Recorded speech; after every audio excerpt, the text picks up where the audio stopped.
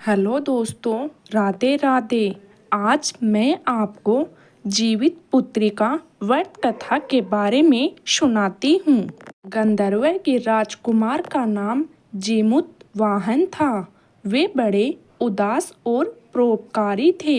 जीमूतवाहन के पिता ने वर्धा आश्रम में वानप्रस्थ आश्रम में जाते समय इनको राज सिंहासन पर बैठा दिया, किंतु इनका मन राजपाट में नहीं लगता था।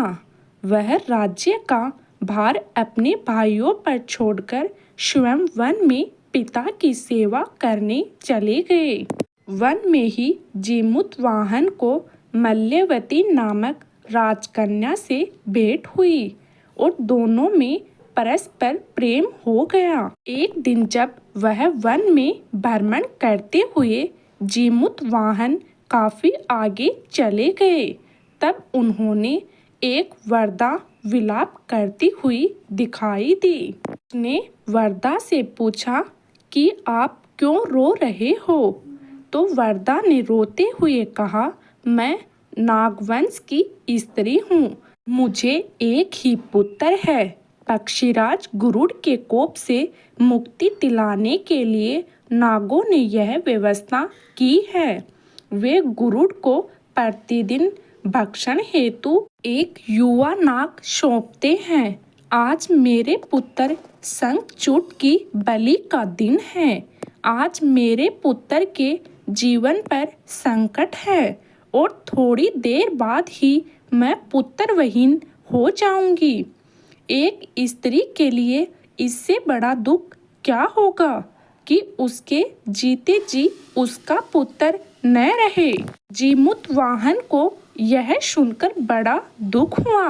उन्होंने उस वरदा को आश्वासन देते हुए कहा, डरो मत, मैं तुम्हारे पुत्र के प्राणों की रक्षा करूंगा। आज उसके स्थान पर स्वयं मैं अपने आप को उसके लाल कपड़े में ढककर वधशिला पर लेटूंगा ताकि गरुड़ मुझे खा जाए, पर तुम्हारा पुत्र बच जाएगा। इतना कहकर जीमूतवाहन ने शंखचूड के हाथ से लाल कपड़ा ले लिया और वे उसे लपेटकर गरुड़ को बलि देने के लिए चुनी गई वध्यशिला पर लेट गए। नित्य समय पर गरुड़ बड़े वेग से आए और वे लाल कपड़े में ढके जीमूतवाहन को पंजे में दबोचकर पहाड़ के शिखर पर जाकर बैठ गए। गरुड़ ने अपनी कठोर चोंच का प्रहार किया और जीमूतवाहन के शरीर से मांस का बड़ा हिस्सा नोच लिया। इसकी पीड़ा से जीमूतवाहन की आंखों से आंसू बहने लगे और वह दर्द से कराने लगा। अपने पंख में जकड़े प्राणी की आंखों में से आंसू और मुंह से कहार सुनकर गरुड़ बड़े आश्चर्य में पड़ गए, क्योंकि ऐसा पहले कभी नहीं हुआ था। उन्होंने जीमूतवाहन से उनका परिचय पूछा। जीमूतवाहन ने सारा किस्सा कह सुनाया कि कैसे एक स्त्री के पुत्र की रक्षा के लिए वह अपने प्राण देने आए हैं। आप मुझे खाकर भूख शांत करें। गरुड़ उनकी बहादुरी और दूसरे की प्राण रक्षा के लिए स्वयं का बलिदान देने की हिम्मत से बहुत प्रभावित हुए। उन्हें स्वयं पर पछतावा होने लगा। वह सोचने लगे कि एक यह मनुष्य है जो दूसरे के पुत्र की रक्षा के लिए स्वयं की बलि दे रहा है, और एक मैं हूँ जो देवों के संरक्षण में हूँ किंतु दूसरों की संतान की बलि ले रहा हूँ। उन्होंने जीमूतवाहन को मुक्त कर दिया।